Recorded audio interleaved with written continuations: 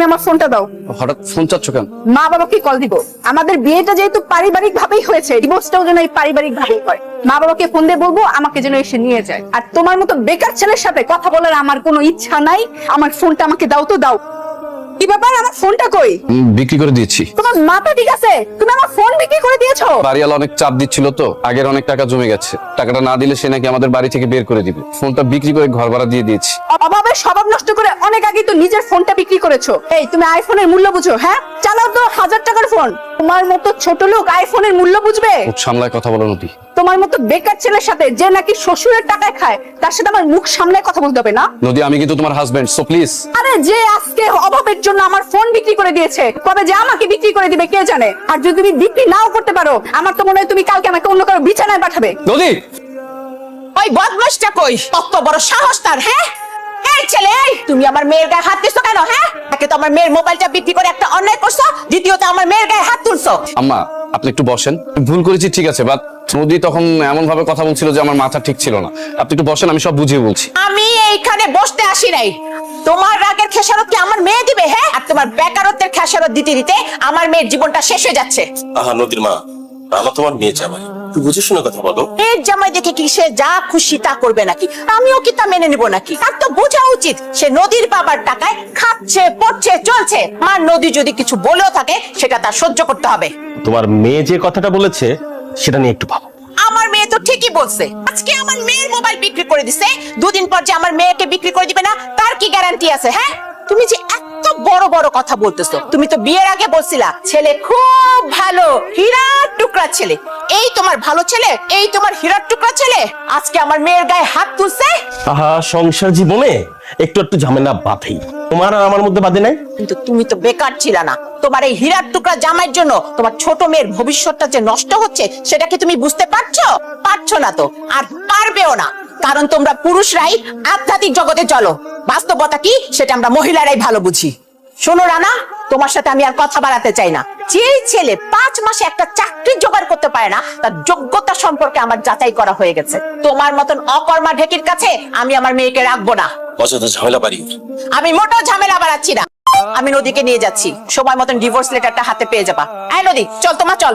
আমার দাঁড়ান, আপনারা আমার সাথে থাকবেন না, আপনার মেয়েও আমার সাথে থাকবে না। তাই বলে আমি জোরও করবো না, অনুরোধও করবো না। আপনারা এতক্ষণ এই জায়গায় দাঁড়িয়ে যে কথাগুলো আমাকে বললেন, সেটার পিছনে না একটা গল্প আছে। আর সেই গল্পটা না শুনে তো আমি আপনাদেরকে এই বাড়ি থেকে যেতে দেবো না।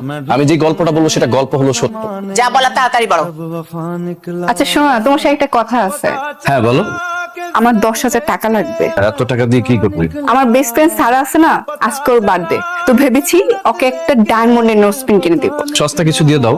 তুমি এত বড় একটা চাকরি করো, এটা তো ওরা সবাই জানে। আমি কিভাবে ওদেরকে সস্তা কিছু দেই? আর 10,000 টাকা তোমার কাছে এত টাকা হয়ে গেল? টাকাটা বড় কথা না, 10,000 টাকায় কিন্তু ঢাকা শহরে একটা সংসার চলে। কিন্তু ওরা তো সবাই জানে যে তুমি এত বড় চাকরি করো। ওই জায়গা থেকে কিভাবে আমি ওদেরকে ছোট্ট একটা গিফট দিই তুমি বলো? আমি তাহলে ওদের কাছে ছোট হব না? তোমাকে ছোট হতে হবে না, তোমার যত খুশি তুমি খরচ করো। আমার তো 5টাও না 10টাও না, একটা মাত্র বউ। তুমি থাকবে সবার উপরে। আসি। রানা টিফিন বক্সটা রেখে গেল। রানা, আমাদের অফিসে এই ভদ্রমহিলা। স্যার, এটা তো রান্না সাহেবের স্ত্রী, খাবার নিয়ে আসছে। এক কাজ করুন, আমার রুমে একটু পাঠিয়ে দিন তো। পাঠিয়ে দিতেছি।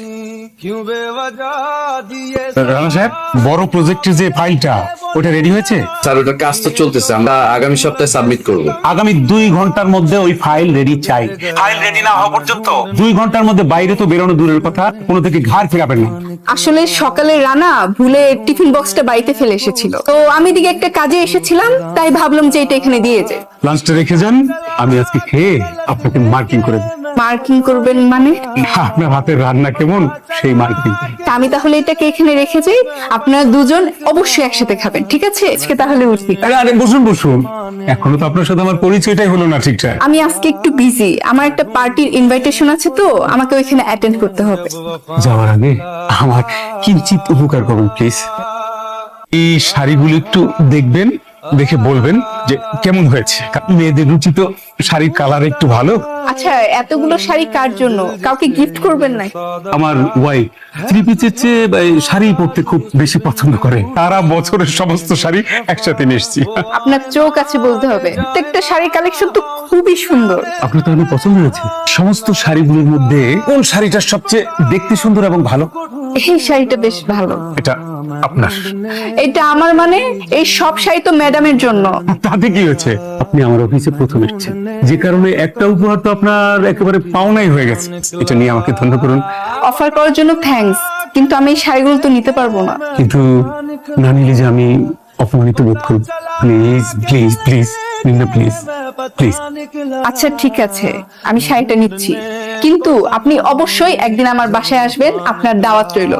এসে অবশ্যই চা খেয়ে যাবেন, ঠিক আছে? গ্রহণ করলাম, শীঘ্রই আসবো। অবশ্যই।